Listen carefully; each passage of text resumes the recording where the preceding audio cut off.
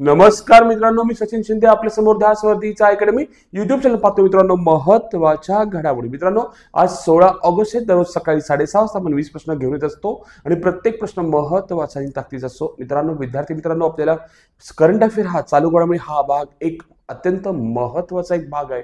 प्रत्येक प्रश्नाला महत्त्वाचा असा भाग येतो. त्यासाठी आपण तयारी रोजच्या रोज आपण करंट अफेअर रोज 20 प्रश्न घेत असतो. प्रत्येक प्रश्न आपण खूप मेहनतीने घेत असतो. ठीक आहे. प्रश्न असा आहे, 15वे हॉकी इंडिया ज्युनियर महिला राष्ट्रीय अजिंक्यपद 2025चा विजेता संघ कोण होय? तर उत्तर होता हरियाणा, हे त्याचं उत्तर आहे. आजचा पहिला प्रश्न, प्रो गोविंदा लीग 25 सेशन 3 चे विजेते कोण आहे? लक्षात ठेवा, असा प्रश्न विचारलाय तर पॉईंट खूप महत्वाचा आहे. तर नागपूर ही टीम जर लक्षात ठेवायची गोष्ट आहे तर उत्तर नागपूर यांनी विजेतेपद जिंकलेलं आहे. ठीक आहे. प्रश्न, प्रो गोविंदा लीग हा महाराष्ट्र पारंपरिक गोविंदा दहीहंडीतील मानवी पिरॅमिड स्पर्धेवर आधारित एक व्यावसायिक स्पर्धा आहे. साल 2025 मध्ये झालेल्या स्पर्धा सेशन 3 होती. विजेता संघ नागपूर निंजर्स यांनी दमदार खेळ चिकाटी रणनीतीने या स्पर्धेत विजेतेपद पटकावले. फायनल मध्ये dome SVP stadium Worli Mumbai इथे झाले 7 ते 9 ऑगस्ट दरम्यान आणि उपविजेता संघ होता गोवा सर्फर्स. लक्षात ठेवा, गोवा सर्फर्स हा उपविजेता संघ ठरलेला आहे. दुसरा प्रश्न, ऑपरेशन सिंदूरमध्ये उत्तम युद्ध सेवा पदक कोणाला प्रदान करण्यात आलेला आहे? मित्र हो, ऑपरेशन सिंदूरमध्ये उत्तम युद्ध सेवा पदक कोणाला प्रदान करण्यात आलेला आहे? तर उत्तर आहे जर लक्षात ठेवा ऑप्शन नंबर 2, व्हाईस ॲडमिरल तरुण सोबती यांना देण्यात आलेला आहे. इतर काही पुरस्कार आहेत त्याच्यासोबत. सर्वोत्तम युद्ध सेवा पदक air marshal Narnedeshwar Tiwari, air marshal Jitendra Mishra, air marshal Awadhesh Bharti, vice admiral SJ Singh. उत्तम युद्ध सेवा पदक व्हाईस ॲडमिरल तरुण सोबती. युद्ध सेवा पदक 13 IF अधिकारी.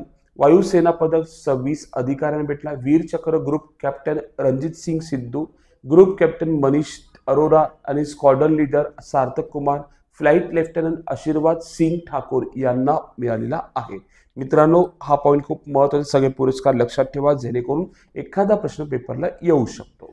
तिसरा प्रश्न, ड्रोनसाठी पोर्टेबल क्वांटम सेन्सर कोणत्या भारतीय संस्थेने विकसित केलेले आहे? तर उत्तर आहे लक्षात ठेवा IIT बॉम्बेने विकसित केलेले आहे. ड्रोनसाठी पोर्टेबल क्वांटम सेन्सर विकसित करणारी संस्था IIT बॉम्बे. उद्देश, ड्रोनवर बसून अत्यंत अचूक मापन आणि नेव्हिगेशन करणे. फायदे, GPS शिवाय देखील अचूक पोझिशनिंग लष्कर आणि संशोधन क्षेत्रात उपयुक्त ठरतं. लक्षात ठेवा. पुढे चौथा प्रश्न, श्रेष्ठ निर्देशांक कोणत्या क्षेत्राशी संबंधित आहे? मित्र हो, तो आरोग्याशी संबंधित आहे. कोणाशी? आरोग्याशी संबंधित आहे. श्रेष्ठ भारतीय पहिले राज्य आरोग्य नियामक उत्कृष्ट निर्देशांक. उद्देश, राज्यांच्या औषध नियामक प्रणालीचे मूल्यमापन करून औषध सुरक्षा सुनिश्चित करणे. नाव, state health regulatory excellence index. तयार करणारे केंद्रीय आरोग्य मंत्रालय आणि CDSCO. मूल्यांकन प्रकार, उत्पादक आणि वितरण प्रकारचे राज्य. निकष, कर्मचारी पायाभूत सुविधा, परवाने, तपासणी, प्रतिसाद क्षमता. फायदा, औषधांची गुणवत्ता वाढवणे, नियमांची एकसमान अंमलबजावणी करणे हा त्याचा मुख्य उद्देश आहे. लक्षात असू दे. नेक्स्ट, पाचवा प्रश्न, अलीकडेच कोणत्या देशाने डार्क ईगल हायपरसोनिक क्षेपणास्त्र प्रणाली विकसित केलेली आहे? तर तो देश आहे अमेरिका. लक्षात असू दे.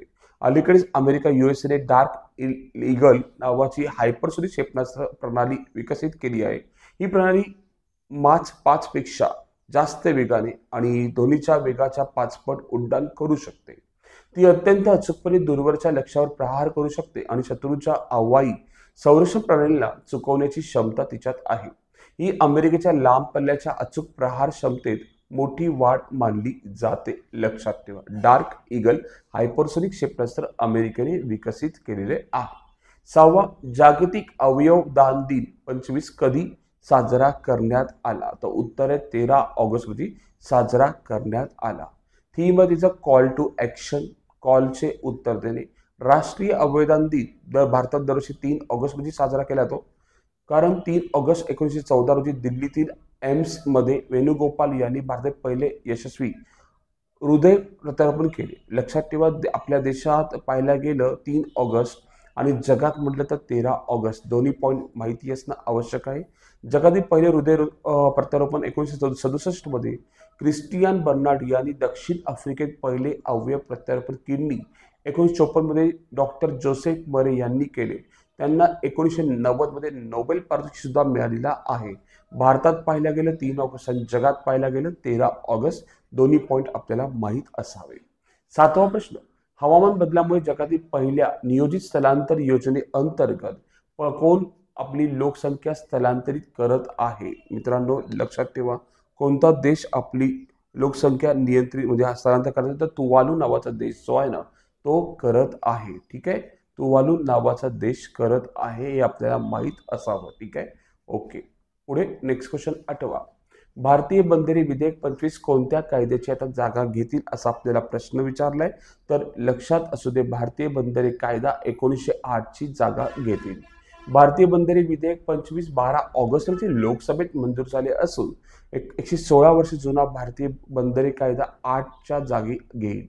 यामध्ये राज्य सागरी मंडळे, वाद निवारण समित्या, सागरी राज्य विकास परिषद स्थापन करण्याची तरतूद आहे. तसेच बंदरांना मारपोल आणि ब्लास्ट वॉटर मॅनेजमेंट कन्व्हेन्शन सारख्या आंतरराष्ट्रीय नियमांचे पालन करणे बंधनकारक असेल. ठीक आहे, भारतीय बंदरे विधेयक 25 कोणाची जागा घेणार आहे? भारतीय बंदरे कायदा 1908 ची जागा घेणार आहे. नेक्स्ट 9वा, जागतिक जैव इंधन दिवस दरवर्षी कोणत्या दिवशी साजरा केला जातो? प्रश्न सुंदर विचारलाय. तर तो 10 ऑगस्ट रोजी साजरा केला जातो. डिटेल पाहूया. दरवर्षी 10 ऑगस्ट रोजी जागतिक जैव इंधन दिन साजरा केला जातो.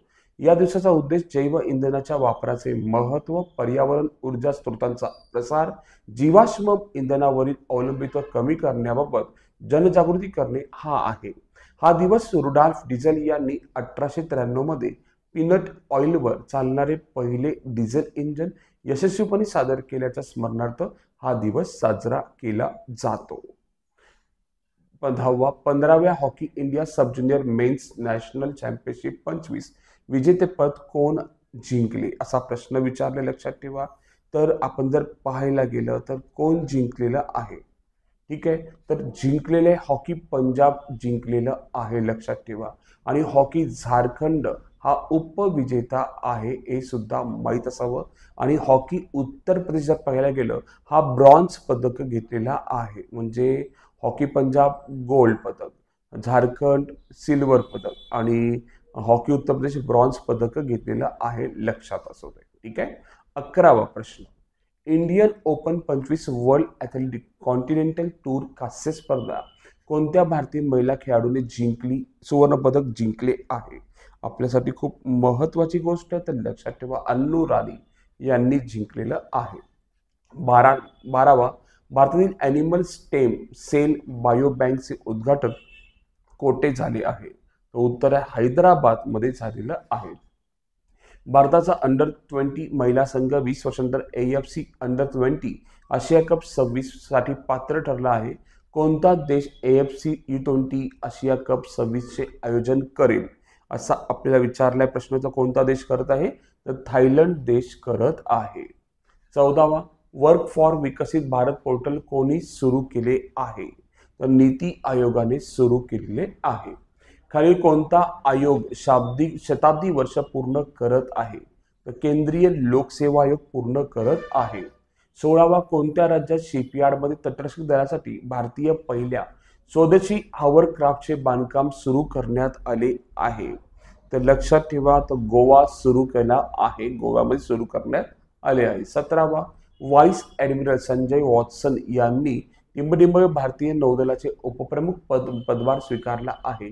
तर ते 47वे पदभार त्यांनी स्वीकारलेला आहे. मूळचे हिमाचल प्रदेशातील हमीरपूर जिल्ह्यातील हीरनगर गावाचे मूळ रहिवासी आहेत. 1 जानेवारी 1988 रोजी ते भारतीय नौदलात सामील झाले.